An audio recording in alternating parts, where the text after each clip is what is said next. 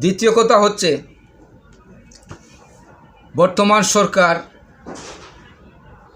BNP সরকার, বর্তমান সরকার প্রধান হচ্ছেন তারেক রহমান সাহেব।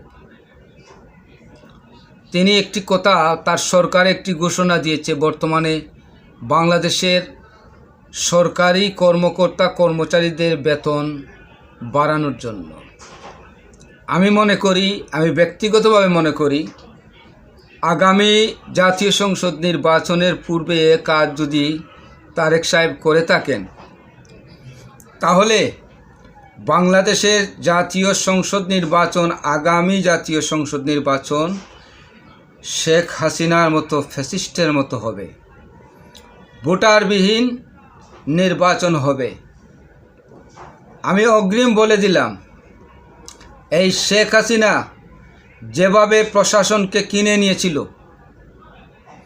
ঠিক সেম সিস্টেমেই বর্তমান সরকার প্রশাসনকে কিনে নেওয়ার একটি পায়তারা করছে।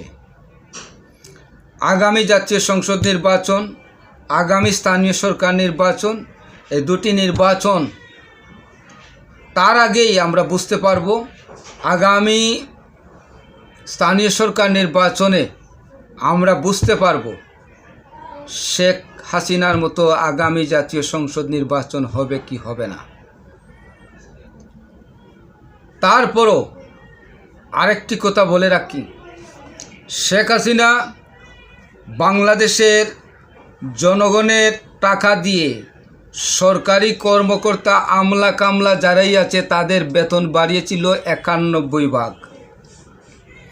যার বেতন ছিল 15,000 টাকা, তার বেতন হয়েছিল 38,000 টাকা। যার বেতন ছিল 1 লক্ষ টাকা, তার বেতন হয়েছে 2,01,000 টাকা।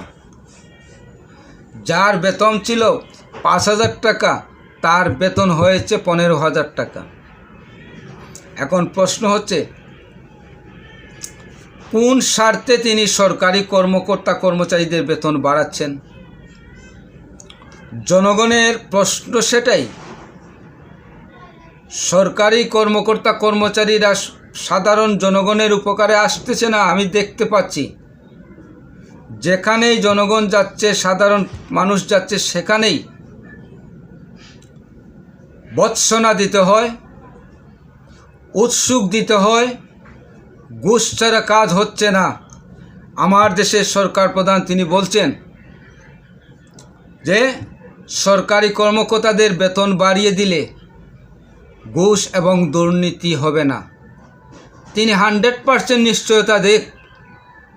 যদি 100% নিশ্চয়তা দিতে পারেন, তাহলে অবশ্যই আমি এই সরকারি কর্মকর্তা কর্মচারীদের বিরোধিতা করব না।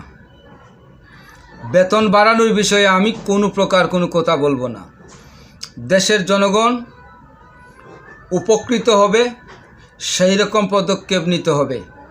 সরকারি কর্মকর্তা কর্মচারীদের বেতন বাড়াচ্ছেন, আমি মনে করছি, আমার ব্যক্তিগত মতামত, আগামী জাতীয় সংসদ নির্বাচন এই সরকার কুক্ষিগত করার কৌশল অবলম্বন করছে। আগামী স্থানীয় সরকার নির্বাচন কুক্ষিগত করার জন্য এই সরকার সেই পথ ধরছে। আমি সরকারকে আহ্বান জানাবো, দয়া করে দেশের জনগণের টাকা অযথা গচ্চা দিবেন না।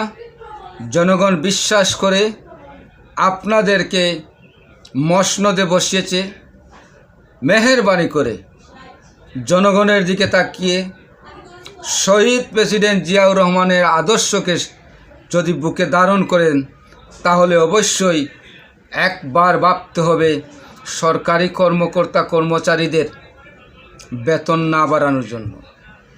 আমি উদারত আহ্বান জানাই বর্তমান সরকার প্রধান, মন্ত্রিসভার সকল সদস্যবৃন্দকে এবং বিএনপি সরকার দলীয় সকল নেতাকর্মীদেরকে, দয়া করে এই বিষয় থেকে যেন সরকার পিছু হটে, সেটাই আমার আহ্বান, আশা, আকাঙ্ক্ষা। ধন্যবাদ সবাইকে।